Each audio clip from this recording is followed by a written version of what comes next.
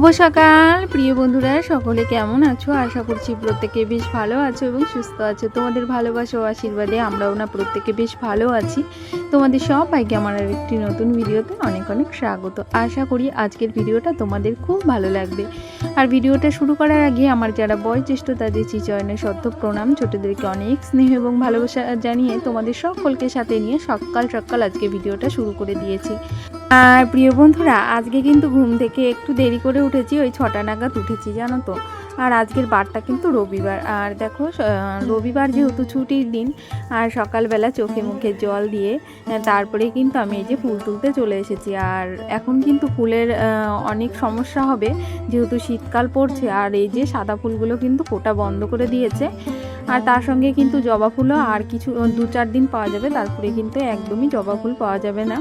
তবে আমি কিন্তু একদম সামান্য কটা ফুল পেয়েছি, তাই আবার এই যে এই ছোট সাদা ফুলগুলো এই গাছ থেকে তুলে নিচ্ছি। এই ফুলগুলো কিন্তু অসময়ের বন্ধু।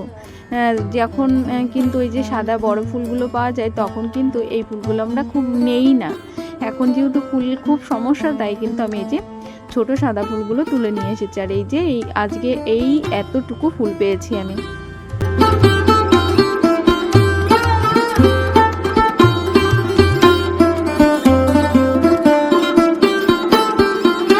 আর এই দেখো ঘরের অনেকগুলো কাজ করে নিয়েছি। এই যে প্রথমে গ্যাস ওভেনটা মুছে নিলাম। আর আজকে যেহেতু রবিবার, আর কালকে তো জানোই শনিবার গেছে, আর তাই ভাবলাম এই যে একটু হাতে সময় পেয়েছি, তাই এই জায়গাটাও পরিষ্কার করে নিলাম। আর একদিনে তো সমস্ত জায়গা পরিষ্কার করা সম্ভব না রান্নাঘরের, ওই জন্য একটা পাশ এক এক দিন করেই করি। কথা মতো সেই কাজটাও কিন্তু আমার হয়ে গেছে। এই পাশটা কিন্তু পুরোটাই আমার পরিষ্কার করা হয়ে গেছে। আর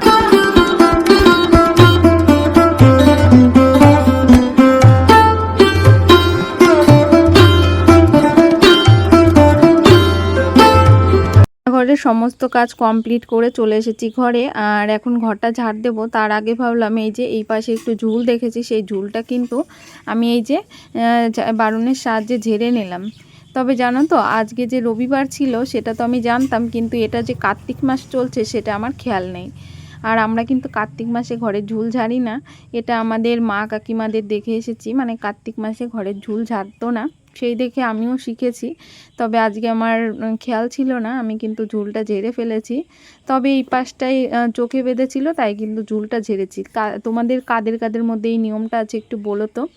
তবে আমাদের মধ্যে আছে, মানে কার্তিক মাসে ঘরের ঝুল ঝাড়তে নেই, বারণ বাঁধতে নেই, ঝাঁটা বাঁধতে নেই, এগুলো কিন্তু মানে বয়স্করা করতো, সেই দেখা দেখি আমাদের মা কাকিমারাও করেছে। আর আমরাও সেটা শিখেছি, মানে আমিও সেটা শিখেছি। তারপরে কিন্তু শোকেসটা সুন্দর করে মুছে নিয়েছি, তারপরে এই যে এই বাস্কেটটাও সুন্দর করে মুছে নিলাম, তারপরে ফ্রিজটাও মুছে নিয়েছি।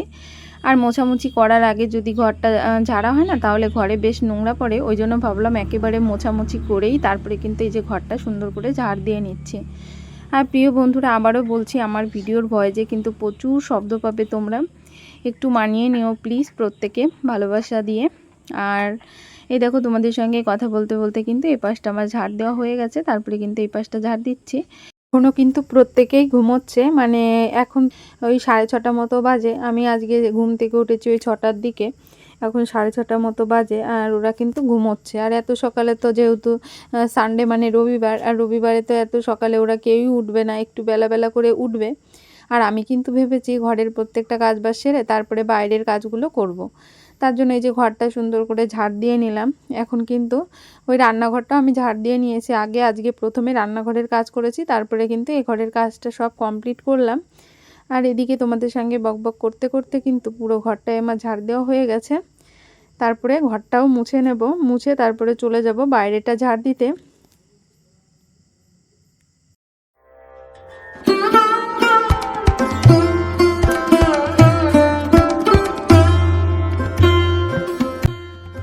তোমাদের সঙ্গে কথা বলতে বলতে কিন্তু আমি অনেকটা উঠোনই ঝাড় দিয়ে নিয়েছি। আর এই তো আর একটু ঝাড় দিলেই কিন্তু আমার উঠানটা ঝাড় দেওয়া হয়ে যায়। আর আশিপাশি সমস্ত কাজবাজি আমার হয়ে গেছে, আজকে সবই কমপ্লিট করে নিয়েছি, এর মধ্যে ব্রাশটাও করে নিয়েছি। তারপরে কিন্তু আমি এই যে তুলসী গাছের ওখানেও মুছে নিয়েছি, মানে তুলসী পিঁড়িটাও মুছে নিয়েছি। আর আজকে রাতে প্রচুর শীত পড়েছিল, তার জন্য কিন্তু আমি এই যে ট্রাঙ্ক থেকে কম্বল দুটো বের করেছি। আর আমি প্রত্যেকবারই কম্বলগুলো কিন্তু এই সময় আসলে কেচে দিই, তারপরে শুকিয়ে গেলে সেটাই কিন্তু ব্যবহার করি। আর সারা অনেকটা মাস থাকে তো, 3-4 মাস মানে ট্রাঙ্কের মধ্যে থাকে, গায়ে দিতে কেমন একটা গন্ধ লাগে। ওই জন্য কী করি, কম্বলগুলো কিন্তু ধুয়ে দিই। আর কম্বলগুলো ধোয়ার একটাই কারণ, যেহেতু কম্বলগুলো পাতলা, তার জন্য কিন্তু ধুয়ে দিলে 1-2 দিনের মধ্যে শুকিয়ে যায়। আর তার জন্যই কিন্তু এই যে আমি কম্বলগুলো ভিজিয়ে দিলাম। আর এখন কম্বলগুলো কিন্তু এই যে সামনে যেই পুকুরটা দেখছো না, ওই পুকুরটা থেকে কিন্তু ধুয়ে নিয়ে আসবো। আমার হয়ে গেছে। আর আমি যখন ভয়েস দিচ্ছিলাম তখন আমার মেয়েও আমার সঙ্গে ভয়েস দিচ্ছিল, মানে কথা বলছিল। তাই তোমরা প্রত্যেকে আবারও বলছি একটু মানিয়ে নিও। আর এই দেখো কম্বলগুলো আমার ভেজানো হয়ে গেছে। আর আজকে কিন্তু মানে 7:30টার মধ্যে ঘরের প্রত্যেকটা কাজই আমার কমপ্লিট হয়ে গেছে। আর কম্বল দুটো পুকুর থেকে কেচে নিয়ে আসলাম। তারপরে কিন্তু কেচে নিয়ে এসে মেলে দেবো একটু পরে। তার আগে এই যে গাছগুলো জল দেওয়া হয়নি একদিন, তাই দেখো গাছের গোড়াগুলো একদম শুকিয়ে গেছে। তাই ভাবলাম যে গাছগুলোতে একটু জল দিয়ে দিই। আর এই গাছে না আবার ফুলের কড়ি এসেছে। এই পাশের এই গাছটায় এই যে ফুলের কড়ি এসেছে, ফুলের কড়িগুলো দেখে মনটা ভরে গেল। আর এই গাছটা কিন্তু আমি আরবার শীতে লাগিয়েছিলাম, জানো তো। এটা ভাবলে ভালো লাগছে যে গাছটা কিন্তু আমাদের সঙ্গে বহুদিন আছে, 1 বছর হয়ে গেল ও আমাদের সঙ্গে আছে। গাছটা আমি যখন ভাড়া বাড়ি গিয়েছিলাম, বাড়ি এসে যখন গাছটাকে দেখেছিলাম, একদম দুর্বল হয়ে পড়েছিল জানো গাছটা। তা আমি যেহেতু ওখানে বেশি দিন থাকিনি, তারপরে কিন্তু এসে আমি প্রতিদিনই একটু একটু করে জল দিয়ে গাছটাকে বাঁচিয়ে রেখেছি। আর দেখো গাছটাকে আমি একটু যত্ন করেছি বলেই কিন্তু গাছটা এখনও আমাদের সঙ্গে আছে। আর আমি যদি এসে অবহেলা করতাম তাহলে কিন্তু গাছটা আমাদের সঙ্গে কখনোই থাকতো না। আর কথাটা বলার কারণ একটাই, গাছটাকে আমি কিন্তু ভাড়া বাড়ি থেকে এসে প্রতিদিনই একটু একটু করে জল দেওয়ার চেষ্টা করেছি, মানে যতই আমার কাজের চাপ থাকুক না কেন। আমার বাড়িতে কিন্তু খুব বেশি গাছগাছালি নেই, তবে আমি আমার এই যে 4-5টা গাছগাছালি আছে, এর থেকে কিন্তু আমি একটা জিনিস বুঝতে পেরেছি।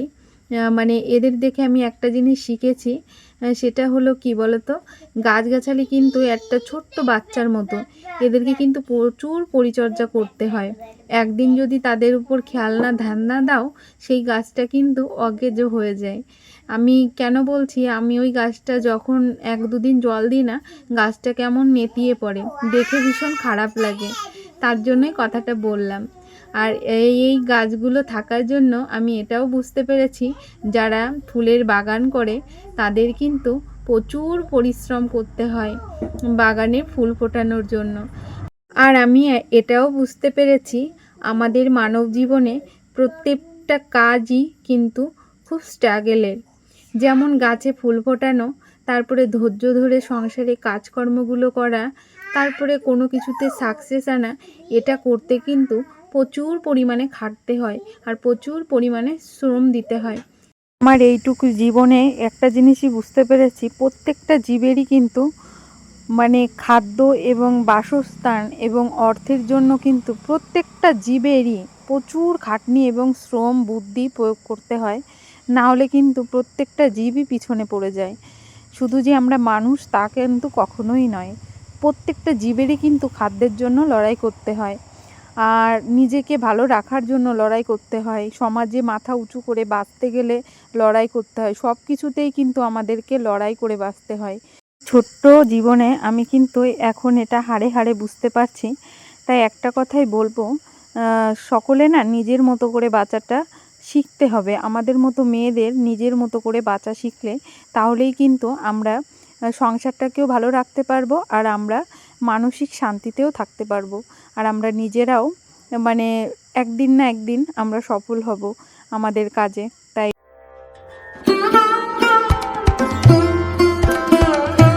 সকালবেলায় তাই ভাবলাম ওদের 1 পিস করে মাছ ভাজি দিয়ে দিই। আর মাছ ভাজিটা আমার ছেলেও ভীষণ পছন্দ করে, মেয়েও পছন্দ করে। ওটা দিয়েই কিন্তু আমরা প্রত্যেকে খাওয়া দাওয়া করে নিয়েছি।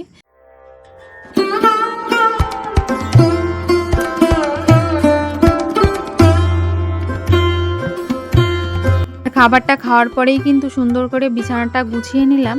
এখন ওই 11:30 মতো বেজে গেছে। আর আজকে কিন্তু সকাল থেকে সকালের প্রত্যেকটা কাজ এবং দুপুরেরও মানে কাজ সমস্তটাই কিন্তু এই সকাল টাইমের মধ্যেই সমস্ত কাজ করে নিলাম। আর এখন কিন্তু আমি এই যে ট্যাপে জল দেব তার জন্য জলটাও কল থেকে নিয়ে আসলাম। তারপরে এদিকে আজকে দুপুরবেলা হবে চিকেন কষা আর তার সঙ্গে হবে একটা শাকের ঝোল। তার জন্য কিন্তু আমি শাকগুলোও কুটে নিয়েছি, মশলাটাও করে নিলাম। আর আজকে সকালবেলা থেকে না অনেক উৎসাহ নিয়ে অনেক আনন্দ নিয়েই কিন্তু সকালের কাজবাজগুলো সেরে নিলাম। আর রবিবারের দিন আসলে ভীষণ ভালো লাগে, কেন বলো তো, বাড়িতে প্রত্যেকে থাকে তো, আর একসঙ্গে দুপুরের খাবারটা খাওয়া যায় সবাই মিলে। এই বিষয়টা মানে ভীষণ ভালো লাগে আমার। কাজ করতে আমার বেশি কষ্ট লাগে না, তবে সবাই মিলেমিশে থাকতে আমার ভীষণ ভালো লাগে। আর তোমাদের সঙ্গে কথা বলতে বলতে কিন্তু এই যে রান্নাটাও বসিয়ে দিয়েছি। এখন এই যে সমস্ত কিছু কেটে বেছে নিয়েছি, আর এদিকে কিন্তু চিকেনটাও বসিয়ে দিয়েছি। আর চিকেনটা আবার একটু ঢাকা দিয়ে দিলাম।